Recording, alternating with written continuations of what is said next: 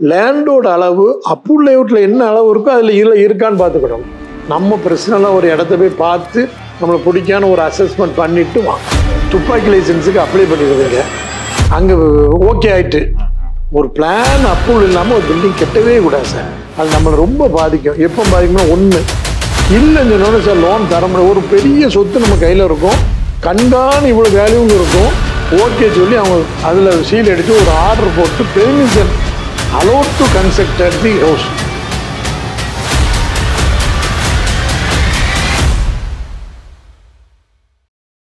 அங்கீகரிக்கப்பட்ட வீட்டு மனைகள் அப்படிங்கிறத பார்த்துட்டு கண்ணை மூடிட்டு வாங்கிடுறாங்க இன்னைக்கு நிறைய பேர். அதான் அரசால் அங்கீகரிக்கப்பட்டுருச்சு அப்படின்னு. என்னென்ன ஆவணங்கள் எல்லாம் சரி பார்த்து வாங்கணும் சார்? சரியா இருக்கா சார்? அங்கீகரிக்கப்பட்ட டெக்னிக்கல் மட்டும்தான் கவர்மெண்ட் பார்க்காதுல, அது ஒரு லீகலே பார்க்கல. லீகலே கவர்மெண்ட்டுக்கும் ஒரு தனி மனிதன் நீங்க வாங்க போறீங்க, அவர் சொத்தான்னு பார்த்துடைய அவேர்னஸ் உங்களுக்கு தான் இருக்கணும். கவர்மெண்ட் இதுக்கு இவர் பேர் பட்டா இருக்கு அப்படின்னா பட்டா அவர் பேர்ல இருக்கு. அதுக்கு ஒரு அதாவது அதோடைய எப்படின்னா மூல பத்திரம் ஒரு ஆளுக்கு இருக்கணும். அதுக்கப்புறம் அதுல இருந்து யார்கிட்டேன்னு மாறுச்சுன்னு பார்த்து இப்போ வரைக்கும் அவர்கிட்ட இருக்கான்னு பார்த்துக்கணும் லீகல்ல. அடுத்தது பட்டா எஃப்எம்பி, அந்த அந்த கவர்மெண்ட்ல போட்டிருக்க எஃப்எம்பி. இப்போ கார்பரேஷன் ஏரியாவுக்குள்ள டிஎஸ்கெச் டிஎஸ்எல்லாம் இருப்போம், அது நம்ம பேரில் இருக்கான்னு பார்த்துக்கணும். அந்த அவங்க பேரில் இருக்கான்னு. இதில் என்ன பிரச்சனை சார், நம்ம கேட்காதனால அவங்க வாங்கி தர முடியும். நம்ம ரூபா கொடுக்க போகிறோம் சார், 20 லட்ச ரூபா ரெடியாக இருக்குது, எனக்கு இந்த டிஎஸ் நம்பர் மாற்றி தந்துருங்கன்னு தந்துடுவாங்க. டிஎஸ்கெச் பார்க்கணும், டேக்ஸை பார்க்கணும், அப்ரூவ் லேஅவுட்டு, டவுன் பிளானிங் அப்ரூவோட ஸ்கெட்சு ஒன்று இருக்கும், அதுக்கும் ஒரு ஆர்டர் இருக்கும். அதுக்கப்புறம் அதை லோக்கல் பாடியில் அந்தந்த லோக்கல் பாடி பஞ்சாயத்தோ முனிசிபலோ டவுன் பஞ்சாயத்தோ கார்பரேஷனோ திரும்ப இங்கே வந்து அந்த ரோடெல்லாம் அவங்க போட்டு தான் ஒரு அப்ரூவ் கொடுப்பாங்க. அந்த அப்ரூவ் இருக்கான்னு நம்ம பார்த்துக்கணும். அதில் லேண்டோட அளவு அப்ரூவ் லேஅவுட்டில் என்ன அளவு இருக்கோ அதில் இருக்கான்னு பார்த்துக்கணும். சிலவங்க என்ன செய்வாங்க, ஒன்று மாற்றி இதில் 10 அடி அதில் எடுத்து அதுலேருந்து 10 அடி எடுத்து மாற்றினாலும் தப்பு தான். லீகல் பார்க்காம அப்ரூவ் லேஅவுட்டுன்னு நினச்சி லீகல் பார்க்காம வாங்கிடக்கூடாது. லீகல் ஒப்பீனியன் கண்டிப்பாக சிம்பிளாக லீகல் ஒப்பீனியன் பார்த்து தான் வாங்கணும். லோனுக்கு போகிறோம் போகலை அது ரெண்டாவது. சிலவங்க என்ன செய்வாங்க, லோனுக்கு போனால் தானே சார் அப்ரூவல் வாங்கணும்னு சொல்லி இதெல்லாம் இருக்குது. எங்கே போனால் லேண்ட் வாங்கும்போது லீகலையும் பார்த்துடணும், நம்ம பர்சனலாக ஒரு இடத்த போய் பார்த்து நம்மளை பிடிக்கான ஒரு அசஸ்மெண்ட் பண்ணிட்டு வாங்கணும் சார். இப்போ இப்போ பில்டிங் கட்டிட்டு இருப்பாங்க, திடீர்னு இடையில காசு இருக்காது. ஆரம்பத்தில் அந்த பையன் ஃபாரின் போயிட்டு காசு அமைச்சிருப்பாங்க, இடையில காசு இல்லை அப்படின்னு சொன்னா பேங்க்ல போய் லோன் கேட்கறப்ப தான் அந்த பிளான் அப்ரூவ் விலை கேட்பாங்க. அப்போதான் அவங்க வாங்காததே தெரியும். அது மாதிரி வாங்காம இருந்தோம்னா என்ன மாதிரியான பாதிப்புகள் எல்லாம் பிளான் அப்ரூவல் வாங்காம கட்டணும் அப்படின்னா பில்டிங்? ஃபர்ஸ்ட் பப்ளிக் சொல்ல வேண்டியது சார், பிளான் அப்ரூவல் இல்லாம வீடு கட்ட ஆரம்பிக்கவே கூடாது. இன் எசென்சியல் எப்படி நீங்க ஒரு ஆர்சி புக் இல்லாமல் வண்டி வெளியே எடுக்கிறது, டிரைவிங் லைசன்ஸ் இல்லாமல் வெளியே வண்டி எடுக்க முடியாது, அதே மாதிரி உள்ளது. சிலவங்க என்ன சொல்லுவாங்க, சார் எங்கள் கான்ட்ராக்ட் சொன்னார் ஆரம்பிச்சிடும் சார் வாங்கி தந்துட்டேன்னு சொல்லுவாங்க. நான் அவங்களுக்கு என்ன எக்ஸாம்பிள் சொல்லுவேன்னா, துப்பாக்கி லைசன்ஸுக்கு அப்ளை பண்ணிடுதுங்க, அங்கே ஓகே ஆகிட்டு லைசன்ஸ் வரல, நீங்கள் எடுத்து துப்பாக்கி வச்சு அதை யூஸ் பண்ணிட முடியுமா? அதுக்கு இதுக்கு உள்ள டிஃபரன்ஸ் தான் இதுவும். அது கிரிமினல் அப்படி பார்க்கலாம். இது நார்மலாக ஒரு பிளான் அப்ரூவல் இல்லாமல் ஒரு பில்டிங் கட்டவே கூடாது சார். அது நம்மளை ரொம்ப பாதிக்கும். எப்போ பாதிக்கும்னா ஒன்று கெட்டிட்டு இருக்கும்போது ஒரு லோன் வாங்கும்போது லோனுக்கு நீங்கள் கை காசை வச்சு சிலவங்க பிளான் அப்ரூவல் இல்லாமல் கெட்டி முடிச்சிடலான்னு நினைக்காங்க, அதுவும் தப்பு. டேக்ஸ் போடும்போது அது கெட்டாமல் இருக்கிறதுக்கு இப்போ கவர்மெண்ட்டில் அதுக்கு ஒரு பீனல் ஃபைல் நிறைய போடுதாங்க, வருஷம் கெட்டுத மாதிரி. அது ஒன்று. ரெண்டாவது அதை இப்போ 2 லோன் இருக்குது. ஒன்று கெட்டதுக்கு வாங்க லோனு, இப்போ கெட்டதுக்கு வாங்கலாம், அதை நீங்கள் டிஸ்கஸ் பண்ணுங்க. இப்போ கெட்டிட்டு இருக்காங்க அப்ரூவல் இல்லை, இடையில அவங்க சொல்லுதாங்க, அதுக்கப்புறம் ஒரு பேங்க்லேயும் அப்ரூவல் இல்லாமல் லோன் தர மாட்டாங்க. அது ஒரு பெரிய மைண்டன்ஸ் வேணாலும் பிளான் வாங்கணும். ஒன்று ஒரு 5 வருஷம் கெட்டி முடிச்சு 5 வருஷத்துக்கு அப்புறம் எனக்கு ஒரு பணம் தேவைப்படுது, இந்த இதை வச்சு மார்கேஜை வச்சு இதை வச்சு நம்ம ஒரு லோன் வாங்கணும்னு சொல்லி அங்கே போய் கேட்கும். ஃபஸ்ட்டு கேள்வி பத்திரம் எவ்வளோ முக்கியமோ அதே மாதிரி பிளான் அப்ரூவல் இருக்கான்னு கேட்பாங்க. இல்லைன்னு சொன்னோன்னு சார் லோன் தர முடியாது. ஒரு பெரிய சொத்து நம்ம கையில் இருக்கும், கண்காணி இவ்வளோ வேல்யூன்னு இருக்கும், அந்த சொத்தை வச்சு நம்ம ஒரு சின்ன லோன் கூட மார்கேஜ் பண்ணி லோன் கூட வாங்க முடியாது ஒரு பில்டிங் பிளான் இல்லாமல். அதையே அந்த தப்பு ஈஸியான வழி, ரொம்ப ஈஸியாக வாங்கி அது அப்ரூவல் லேஅவுட்டாக தான் இருக்கும். சிலவங்க அப்ரூவல் லேஅவுட்டாக இருந்து வாங்க முடிஞ்சாலும் வாங்காமல் கெட்டிடலான்னு ஒரு குருட்டு தைரியத்தில் கெட்டிடுறாங்க. அது பெரிய மைனஸ் பாயிண்ட் ஆயிரும். அவங்க என்னெல்லாம் இருக்கும் அதில்? பிளான் அப்ரூவல்னா ஒரு சைட் பிளான் இருக்கும், ஒரு இடம் அந்த இடத்துல நம்ம எப்படி பில்டிங்கை கெட்ட போகிறோம்னு சொல்லி ஒரு அவுட்லைன். அடுத்தப்பல அது டீட்டெயில் பிளான் இருக்கும். என்னென்ன உள்ள பெட்ரூமு கிச்சன் எந்த இடத்துல எந்த இருக்கும், அது சதுரடி நம்மளுக்கு எவ்வளோ கெட்ட போகிறோம் அந்த சதுரடி. அதோட எலிவேஷன் எப்படி முன் எலிவேஷனு, உயரம் எவ்வளவு, நீளம் எவ்வளவு, ஃபவுண்டேஷன் எவ்வளோ போகிறோம். அதுக்கப்புறம் அந்த லே அவுட்டு இருக்கும். அதோட டீட்டெயில்ஸ் ஃபுல்லாக இருக்கும். என்னென்ன ஃபுல் டீட்டெயில் டெக்னிக்கல் டீட்டெயில்ஸ் ஃபுல்லாக வந்துடும் அந்த லே அவுட்டில். அதில் பிளான் அப்புள்ள நம்ம உள்ளே கொடுத்து ஓகே சொல்லி அவங்க அதில் சீல் அடித்து ஒரு ஆர்டர் போட்டு permission allowed to construct at the house. நம்ம உள்ள கொடுத்தது மாதிரியே தான் நம்ம அவுட்புட் இருக்கணுமா சார்? இல்ல அதுக்கு அதை சேஞ்சே பண்ணக்கூடாது. அதுல மெயினா சொல்றது நிறைய பேர் அது உள்ள போறது இல்லையோ பிளான் அப்ரூவல். இல்ல எல்லாத்துக்கும் விஷயங்கள் தெரியும் சார். அதாவது ஒரு குருட்டு தைரியத்துல அந்த பிளான் அப்ரூவல் வாங்காதவங்கள்ட்ட நீங்க பிளான் அப்ரூவல் வாங்கணுமான்னு கேட்டீங்கன்னா வாங்கணும் சார், எங்களுக்கு தெரியும் சார், இவர் சொன்னார் சார் வாங்க, நம்ம கெட்டிட்டு வாங்கிக்கல, ஏமாந்து தான் செய்வாங்க. வாங்க வேண்டான்னு ஒரு நோக்கத்துல செய்ய மாட்டாங்க. சார் கான்ட்ராக்டர் சொன்னார், இவர் சொன்னார், வாங்கிக்கலான்னு சொன்னாங்க சார், நாங்கள் இதிலேயே கான்சென்ட்ரேட் பண்ணோம், அதில் அப்ளை பண்ணலை. அப்படி தான் எல்லாருடைய இது இருக்குது. அதை நம்ம ஒரு மாதத்துக்கு முன்னாலேயே பிளான் பண்ணி பிளான் அப்ரூவல் வாங்கிட்டு ஃபர்ஸ்ட் இன்ஸ்டன்ட் செய்து பிளான் அப்ரூவல் வாங்கிட்டு தான் நம்ம அதை. யாரோட வேலை அது? வீட்டு ஓனரோட வேலையா? ஓனர் வந்து இப்போ ஆடிட்டர் கணக்கு முடிக்க மாதிரி அப்படின்னு நினைக்கல. டாக்டர்கிட்ட போகிறோம் மருந்து வாங்கிக்கிற மாதிரி. நீங்கள் ப்ரொஃபஷனல் தானே, அவங்க வந்து எப்படி போடணும் ஃபஸ்ட்டு வந்தோடனே அவருடைய ரிக்வயர்மெண்ட் சொல்லுவாங்க. பிளான் அப்ரூவலுக்கு உங்கள் இடத்துல இவ்வளோ தான் சார் கட்ட முடியும்னு சொல்லி நாங்கள் அவுட்லைன் போட்டு தந்துடுவாங்க. இதுக்குள்ளே கட்டிக்கலாம். அது டிஸ்கஸ் பண்ணி ஒரு டீட்டெயில் பிளான் போட்டு இப்படி தான் கெட்டுதுன்னு சொல்லி இந்த டிராயிங்கை போட்டு அது பிளான் அப்ரூவல் ரூல்ஸுக்கு தகுந்தாப்புல இருந்தால் தான் நான் அப்ரூவ் கொடுப்போம். அதையும் நாங்கள் இன்ஜினியர்ஸ் எக்ஸ்பிளைன் பண்ணி சொல்லிடுவாங்க. அந்த பிளானை போட்டு 2 பேர் கையெழுத்து இருக்கும். அதில் ஓனர் தான் அப்ளை பண்ணுவார், டெக்னிக்கல் சப்போர்ட்டு நான் இன்ஜினியர்ஸ். அதுக்கு ரிஜிஸ்டர் இன்ஜினியர்ஸ் இருக்காங்க. அது ஆடிட்டர் மாதிரி அதுக்கு ரிஜிஸ்டர் பண்ணணும், அது ஒரு குவாலிஃபை பண்ணி ரிஜிஸ்டர் பண்ணணும்.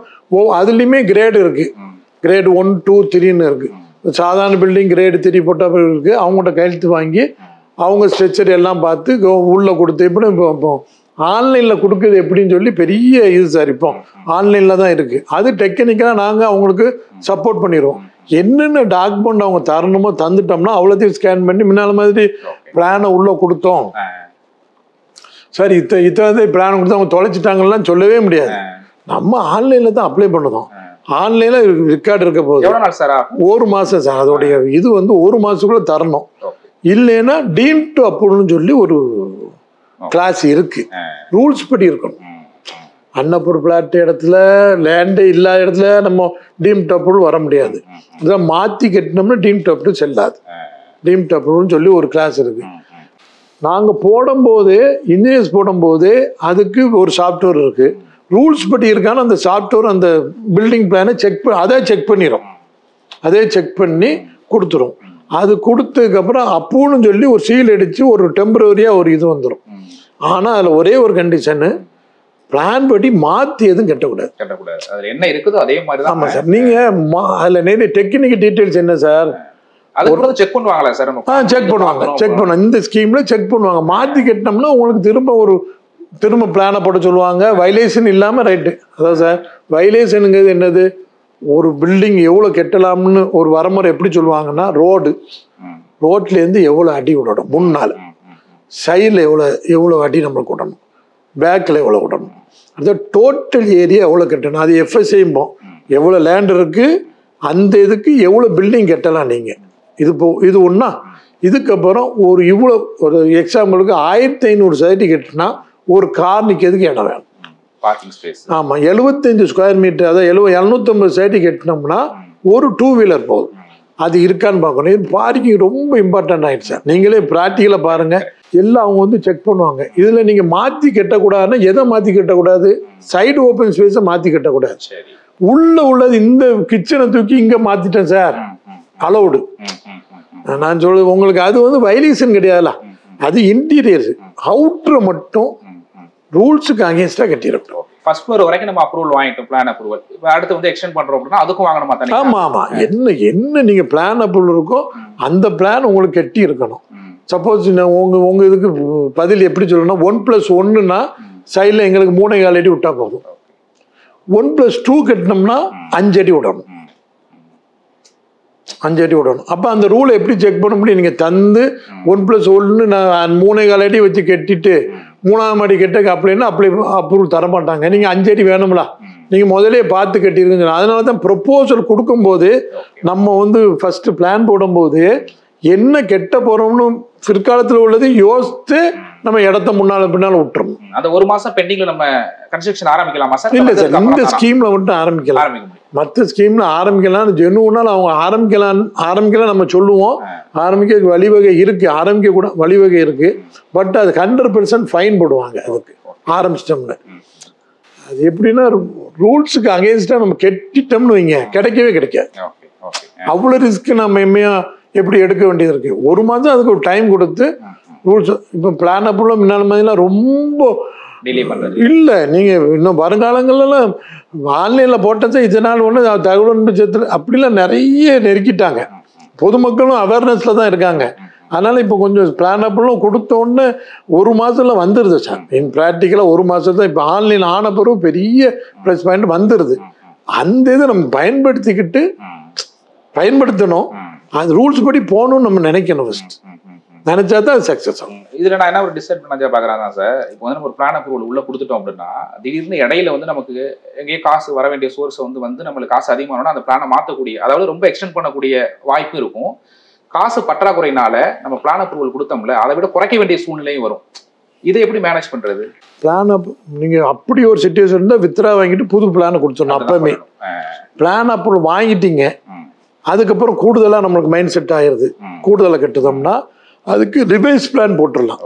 ரிவைஸ் பிளான் ரூல்ஸ் படி போட்டுடலாம். அதுக்கு என்ன செய்வாங்க, ரிவைஸ் பிளான் அப்ரூவ் பண்ணும்போது பழைய ஃபீஸ் இருக்கலாம், அதை கழிச்சிட்டு இப்போ உள்ள ஃபீஸ் மட்டும் தான் வாங்குவாங்க. முழு ஃபீஸையும் தாங்கன்னு கேட்க மாட்டாங்க. அதுமாதிரி குறைய கட்டினீங்கன்னா எங்கள் சைடில் இருந்து, அதாவது கார்பரேஷன் இந்த சைடில் இருந்து அப்ஜெக்ஷன் கிடையாது. குறைய கட்டுறது ஓகேன்றாங்க, ரூல்ஸ் படி குறைய கட்டுறது ஓகே. பேங்க் சைடில் வந்து நீங்கள் 1000 போட்டுட்டு 800 கட்டினோம்னா அந்த எஸ்டிமேட் அமௌண்ட் மாறும்ல, அவங்க ரிவைஸ் பிளான் கேட்பாங்க. குறைய கட்டுறதுக்கு பேங்க் தான் கேட்பாங்க, வேணுமா வேண்டாமான்னு முடிவு பண்ணணும். குறைய கட்டுறதுக்கு கார்பரேஷனுக்கு வேண்டாம், கூட கட்டினா கண்டிப்பாக வேண்டாம். சார் நம்ம இப்போ எங்காச்சும் இப்போ லேண்டு வாங்குறோம்னா அந்த மண்ணு ரொம்ப முக்கியம் அப்படின்னு சொல்கிறாங்க. அந்த ஏற்கனவே அது குளம் இருந்திருக்கலாம், ஏரி இருந்திருக்கலாம் அப்படின்லாம்.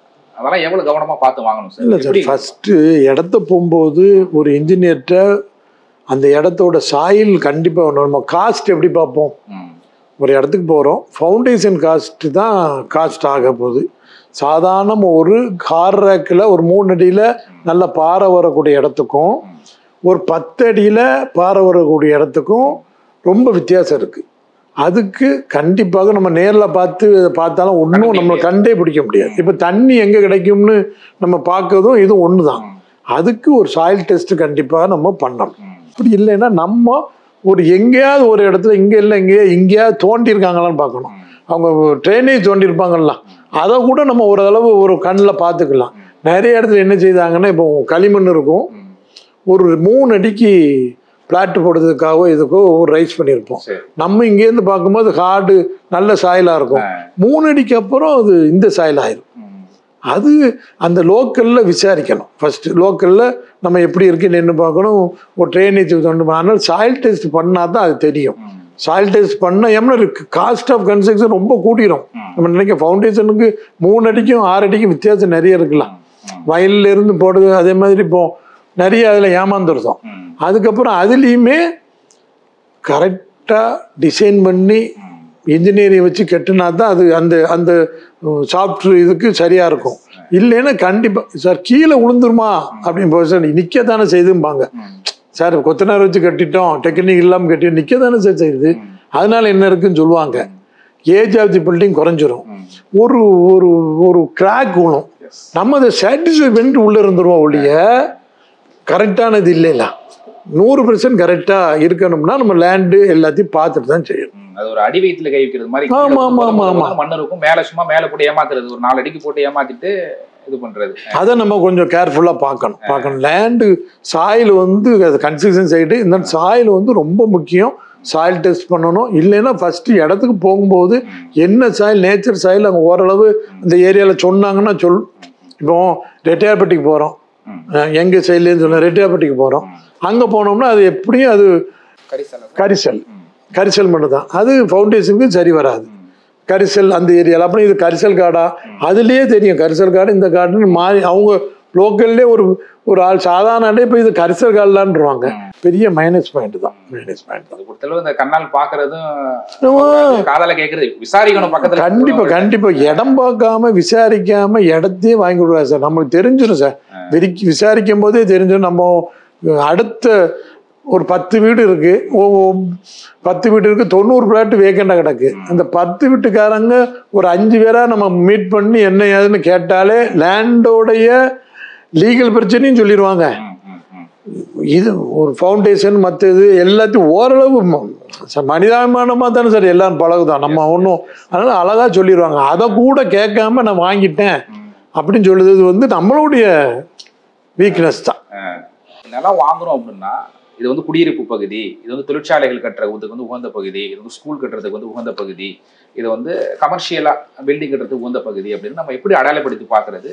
சப்போஸ் நம்ம குடியிருப்பு பகுதியில இடத்த வாங்கிட்டு இது கமர்ஷியல் பில்டிங் கட்டினா என்ன ஆகும், இந்த மாதிரி மாத்தி மாத்தி கட்டினோம்னா என்ன ஆகும், என்ன ஃபியூச்சர்ல பாதிப்பு ஏற்பட வாய்ப்பு இருக்கு? இல்ல சார், இது கவர்மெண்ட் ஒரு நாம்ஸ் வச்சிருக்காங்க.